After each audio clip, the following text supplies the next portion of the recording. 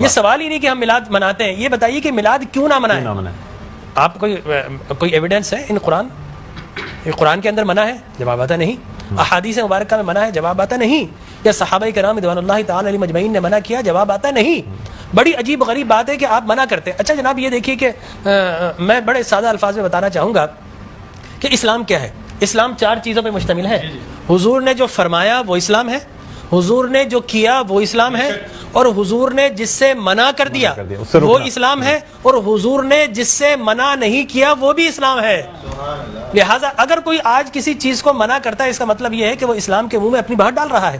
اب نہ اللہ سے بھول ہوئی نہ رسول سے بھول ہوئی، قیامت تک کی ساری ناجائز چیزوں کو قرآن مجید اور احادیث نبویہ میں بڑے بڑے بورڈ لگا دیے گئے کہ these are the prohibited thing, یہ حرام ہے، یہ حرام ہے، یہ حرام ہے، بڑے بڑے بورڈ لگا دیجیے۔ وہ دیکھیں طریقہ اور اصول بھی یہی ہے کہ ہر جائز چیز کا نہیں بتایا جاتا۔ مثال کے طور پر اگر آپ کو کہیں جانا ہے تو آپ نے کبھی زندگی میں بورڈ نہیں دیکھا ہوگا کہ الاؤ ہے ادھر آ جائیے، یہ کہیں نہیں لکھا ہوگا۔ ناٹ الاؤڈ ہوگا وہاں ضرور لکھا، جہاں ناٹ الاؤڈ ہوگا، پروہیبٹڈ ایریا ہوگا، وہاں پر بورڈ لگا ہوگا کہ یہاں داخلہ منع ہے۔ لہٰذا قرآن و احادیث میں بھی بڑے بڑے بورڈ لگا دیے، حرام، یہ حرام، یہ حرام۔ اور مجھے کہنے دیے ڈاکٹر صاحب اللہ کا نبی بنیادی طور پر ہر جائز کام کروانے نہیں آتا، بالکل نہیں۔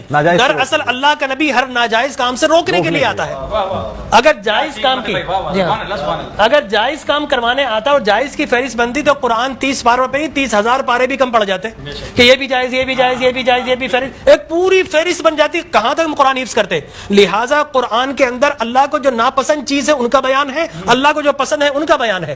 ہر جائز چیز اللہ کا نبی کروانے نہیں آتا۔ اب اگر بنگلہ دیش کے لوگ رہنے والے اگر پوری زندگی اگر چاول کھاتے اور مچھلی کھاتے، ان سے نہیں پوچھا جائے گا باجرے کی روٹی کیوں نہیں کھائی، تم نے گندم کیوں نہیں کھایا، تم نے فلاں نہیں کھایا، نہیں پوچھا جائے گا۔ اگر اسی طرح پاکستان کے رہنے والے مچھلی روزانہ نہ کھائیں تو ان سے نہیں پوچھا جائے گا کہ یہ بھی تو اللہ کی غذا تھی، جائز تھی، تم نے یہ کیوں نہیں کھایا۔ نہیں، ہر جائز چیز اللہ کو مطلوب نہیں ہے، اللہ کو مطلوب یہ ہے کہ ہر ناجائز کام سے روکا جائے۔ لہٰذا اللہ کے پیارے حبیب نے قیامت تک کی ساری ناجائز چیزوں سے منع کر دیا، نہ اللہ سے بھول ہوئی معاذ اللہ، نہ رسول سے بھول ہوئی، دین مکمل ہو گیا۔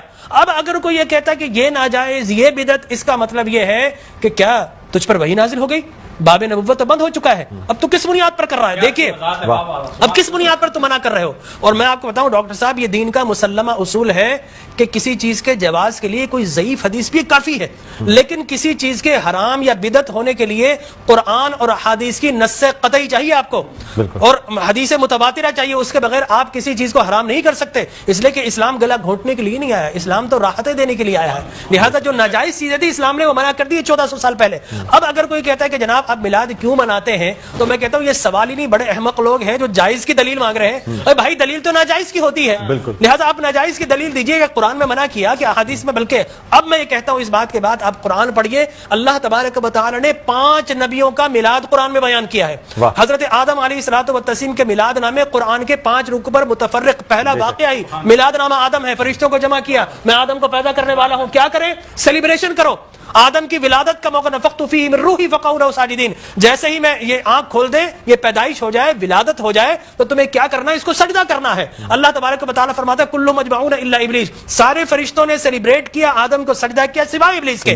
تو معلوم یہ ہوا کہ جس نے میلاد منایا اللہ نے اسے نورانی قرار دے دیا، اور جس نے انکار کیا اللہ نے اسے شیطانی قرار دے دیا۔ سبحان اللہ، سبحان اللہ۔ لہٰذا اسی طرح میں 2 منٹ بس، اسی طریقے سے سورہ قصص میں حضرت موسیٰ علیہ الصلوۃ والتسلیم کی میلاد نامہ اللہ نے 28 ابتدائی آیات میں بیان کیا، اور حضرت یحییٰ علیہ الصلوۃ والتسلیم کا میلاد نامہ سورہ مریم میں کیا؟ سلام علیہ یوم ولد، سلام ہو یحییٰ پر کس دن؟ جس دن وہ پیدا ہوا۔ لہذا نبی پیدا ہو رہا تو اللہ اللہ سلام بھیج رہا ہے۔ اور پھر حضرت عیسیٰ فرماتے والسلام علیک یوم ولدت ویوم اموت ویوم ابعث حیا، سلام ہو مجھ پر جس دن میں پیدا ہوا، سرکار نے فرمایا۔ اور پھر اللہ تبارک و تعالی نے ووالدین وما ولد کہہ کر حضور کے میلاد کو بیان کیا، اور حضرت مریم کی میلاد کو اللہ نے سورہ آل عمران میں بیان کیا۔ پھر سرکار نے فرمایا کہ میرے غلام الجمعۃ عید للمسلمین، لوگ کہتے ہیں 2 عیدیں، تیسری عید مل گئی۔ حضرت عمر بن خطاب سے پوچھا کہ یہ الیوم اکملت لکم دینکم، یہ آیت ہمارے نبی پر نازل ہوتی تو ہم 2 عیدیں مناتے، ہم تو بطور عید مناتے۔ حضرت عمر نے حضرت ابن عباس دونوں سے حدیث فرمایا میاں تم ایک عید کی بات کرتے ہو، ہماری تو 2 3 عیدیں تھی اس دن۔ وہ یوم عرفہ تھا مسلمانوں کی عید کے دن، وہ جمعۃ المبارک تھا مسلمانوں کی عید کے دن، وہ تکمیل دین کا دن تھا، وہ مسلمانوں کی عید کا دن ہے۔ لہٰذا یہاں پر تو پہلی، دوسری، تیسری، چوتھی، 5ویں نہ جانے کتنی عیدیں۔ اور صحیح مسلم کی حدیث مبارک رسول اللہ نے 5 عیدیں بیان فرما دی، یوم ایام تشریق، ایام یوم نحر، اس کو سرکار نے عید قرار دیا. لہٰذا معلوم یہ ہوا کہ سرکار دو عالم. اور پھر میں عرض کر رہا تھا کہ آدم پیدا ہوئے, فرمایا الجمعۃ عید للمسلمین, جمعہ مسلمانوں کی عید کا دن. فرمایا رسول اللہ کیوں؟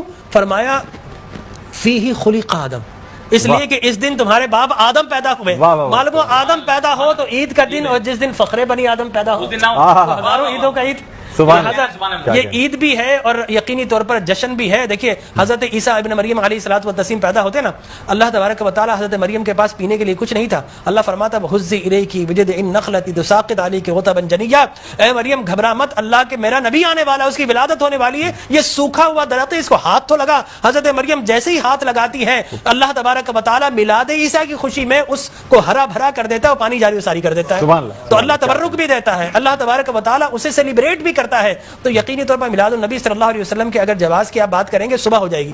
میں قرآن سے بھی بیان کرتا رہوں گا, میں احادیث نبویہ سے بھی بیان کرتا رہوں, لیکن ناجائز کی ایک دلیل اگر کوئی ہمیں دینا چاہے تو ہم موجود ہیں میٹرو ٹی وی پر, کوئی ایک دلیل ہمیں دے دے. لوگ کہتے ہیں بدعت بدعت یہ بدعت, او بھائی بدعت ہر نیا کام بدعت نہیں ہوتا, ہر نیا عقیدہ بدعت ہوتا ہے. لہذا وہ سمجھے ہی نہیں, ہر نیا کام بدعت نہیں ہے. میں آپ کو ثابت کر دوں ہر نیا عقیدہ بدعت ہے. لیکن آپ شیطان نے جب بلیف جو جس چیز پہ انسان کا ہے وہ قائم ہے, ہر نیا کام, اگر ہر نیا کام بدعت ہوتا, خوشی منانا, عید منانا, اس میں تو کوئی ایسی بات انوویشن ہے اسلام کے اندر. آپ یہ دیکھیں نا, حضور اکرم صلی اللہ علیہ وسلم کی وفات شریف کے بعد قرآن مجید جمع کیا بدعت, پھر اس کے بعد تراویح بدعت. وہ بخاری کے ہذہ نعمت البدع, حضرت عمر بن خطاب کے الفاظ ہے کتنی پیاری بدعت ہے کہ میں نے تراویح شروع فرما دی. تو مقصد وہ کہ بدعت اچھی بھی ہوتی ہے. صحابہ کرام بدعت حسنہ بھی ہے, بدعت مذمومہ بھی ہے.